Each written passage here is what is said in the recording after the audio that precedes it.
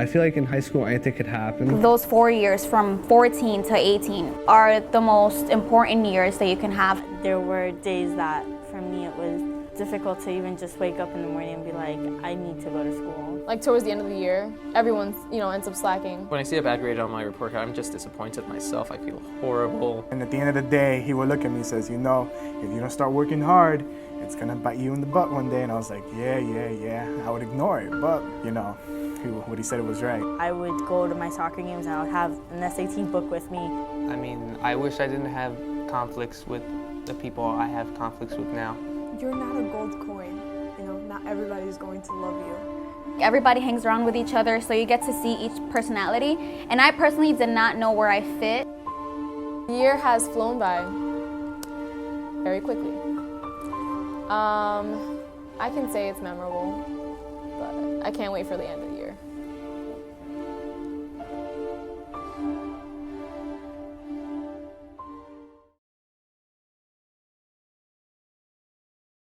My freshman year was good, but difficult.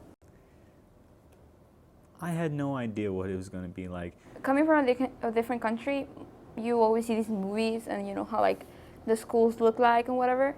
And I came here and then I saw the school and it was like nothing like a movie would be. All right, my freshman year with my class, I was very rowdy. I was very mature, I guess. I had a huge afro. It was different for me. I'm the oldest person in my family, so I was the first one to go in, with experience. She has 3 older sisters. Well, I wasn't scared at all. I was ready for it. Oh my God, I thought high school was gonna be scary. Made it seem like, oh, you're gonna get shoved into lockers. I came from a private school to now like a public school, so the transition was pretty changing. I thought it'd be more of a mature experience, really. It's the same thing as I saw back then in elementary school. I thought I was gonna have trouble, making some friends in the beginning. I was just mostly quiet, but I did find really good friends. I was quiet.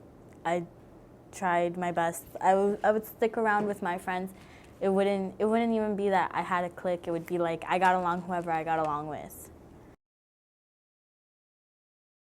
I actually struggled a lot finding out who I was because right after your freshman year, you meet so many people and you start to like them and then you dislike them and then you see the super loud kid or the super shy kid, or you see a lot going on in high school because it's not always what it seems.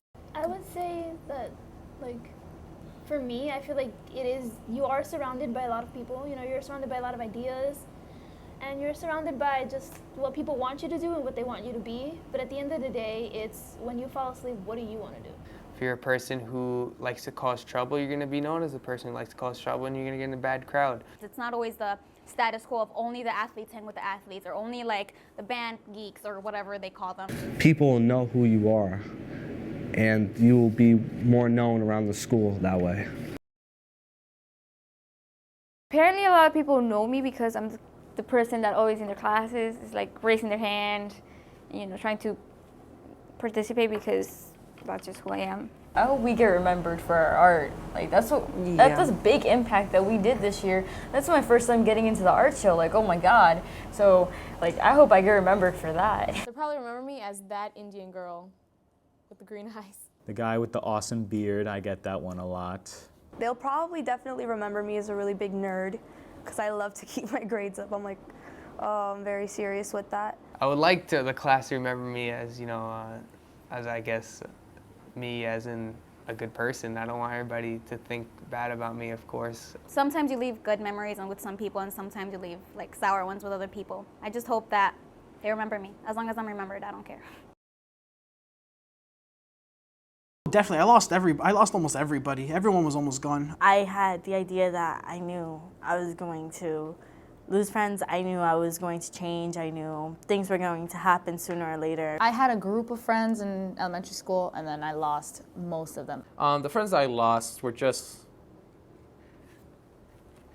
it drifted away. Nothing really, oh, you did that, and that doesn't happen. I'd say I lost more friends than I gained because I had a few friends that I spoke to more often, but as school went by and the years, I found that I talked to them less and less. I don't know, we just lost we got out of touch.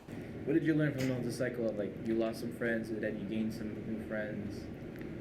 I learned that's a part of life. That's just how it is. You're always going to lose friends. You're always going to make new friends. People change on you.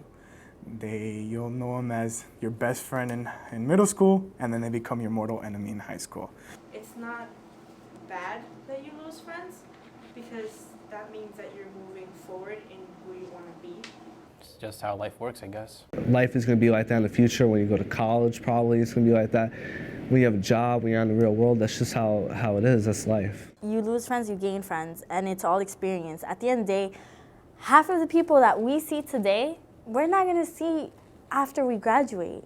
2 days after we graduate, most of us won't even speak to each other. Like from now on, I know exactly who I want to like keep contact with for after high school, which is like about 4 people. If anything, those are probably the ones that I appreciate the most and what made me, make my whole high school experience at least a little bit worth it. I had a run-in with one of my old friends. He really changed. He wanted me to be close to him still, but when they're doing things that just aren't right, you really can't follow that. I would like to have them as friends, and I'm hoping I would have them still as friends, but right now I'm really not too sure. I kind of wish I could have did better my first couple of years. I'm not gonna lie and say that it was a breeze, because it wasn't. I couldn't do it. Concentration was really hard and everything. I didn't know what to do. I was afraid to talk to the teachers. I made a promise to myself to do better than I did in 8th grade and to actually try, and I did. Classes would have been easy if I actually like dedicated myself into it. I didn't hate it like a lot of people do, but it wasn't my favorite thing in the world either. I had to do the work, I had to set my mind, and if I didn't, I knew I wasn't going to accomplish my goals. My study methods, which I believe has to be 99% of the school's study method, is 5 minutes before the test. Cram the day before. I would sit down, relax a little bit, and then before I even crack open the book, I'd listen to something that would calm me down. And then I just pop open my book and listen to the soothing music in the background. I always had like a planner, and I would always make a list of everything that I had to do when I got home so that I wouldn't forget. And I always try to stay organized because that's like your best friend, organization. I usually study the night before, which is horrible, but yeah, I do it. Normally I would study the night before, and if the test is like in the afternoon, I study a little bit in the morning. To tell you the truth, I don't study. I really don't, because I believe studying is only for those who do not pay attention in class. I just skim through it while the teacher's going through it, and then I do nothing.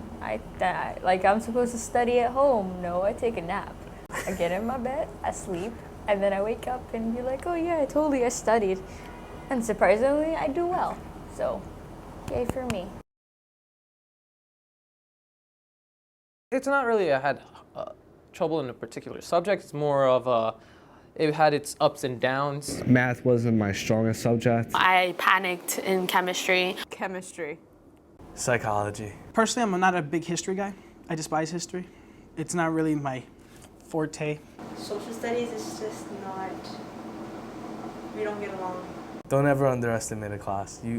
You take something because you think it's going to be easy, prepare for the worst. A student should not feel discouraged when they get a bad grade on the report card. They should see it and use that as fuel to motivate themselves to do better. That students should feel bad. That means they didn't study enough. Honestly, they should just think about what they've done in that past semester and then try and not do that same action and, try to recuperate that bad grade. You have to go straight into going to the teacher. Hey, teach, listen, I see that my grade is not doing so well. What could I do? A teacher's there to go ahead and tell you the instructions of the classroom, instruction of whatever you are doing. But if you don't put your part in to go ahead and meet them halfway,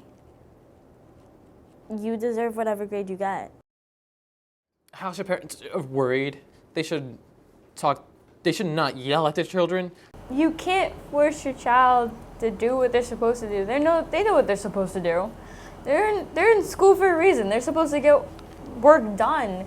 And the thing is, it's not your life. If you're a parent, it's not your life you're ruining. It's their life. They're messing up their life. They're gonna learn that the hard way when they get out of high school, if they make it out of high school. If. The parents should, support their child, motivate them to do better, not discourage them. No, they shouldn't be punished. I feel like the parent should just get a little stricter and say, hey, listen, I'm going to help you and we're going to focus because, I want to see you do well in school.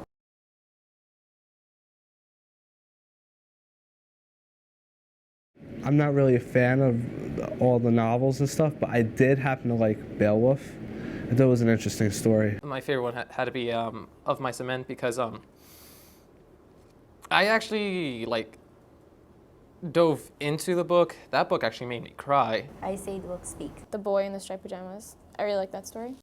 I didn't think books make people cry, except for if you hit someone with it. It's tough because I do remember the stories, but the titles are always hard to remember. The one that comes up to mind has to be Of Mice and Men, Streetcar Named Desire. The Great Gatsby. I would say Gatsby, but I'm not a big Gatsby fan. I don't know why everybody else is. The Catcher in the Rye.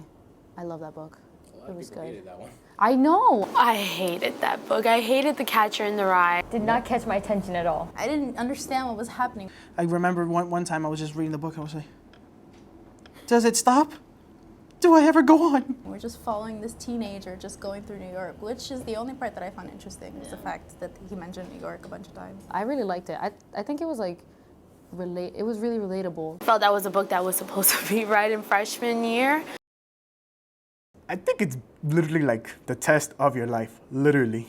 I didn't know how important it was until I realized that I applied to over 11 schools and only got accepted into 2 because of my SAT scores. For me, I see it as something you have to do, but also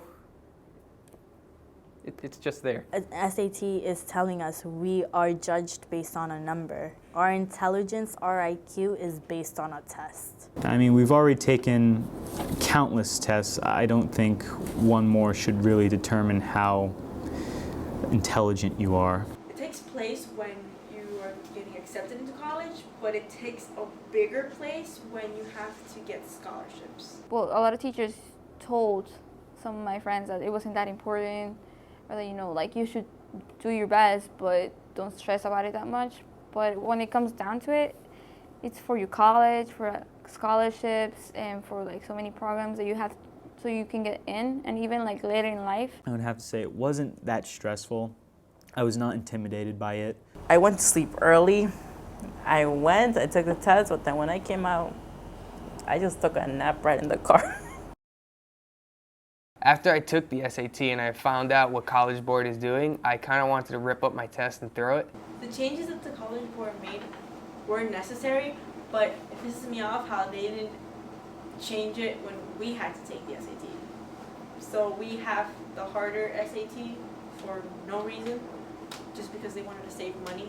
I'm not upset about it because it's just how life goes sometimes, I think it'll be better for the future students, for the future high school students that are going to take the SAT test, because it'll be one section less to worry about. I honestly feel like the optional essay is going to be strongly recommended by some schools. So it's kind of going to be you're going to have to do it anyway. The colleges, I feel, are going to be harder now because of the SAT scores. They're probably not going to look at that as strongly, or they're probably going to have set a new bar of standards and how high you should get the score because they changed the score. So it's still going to be bad, It's still going to stink.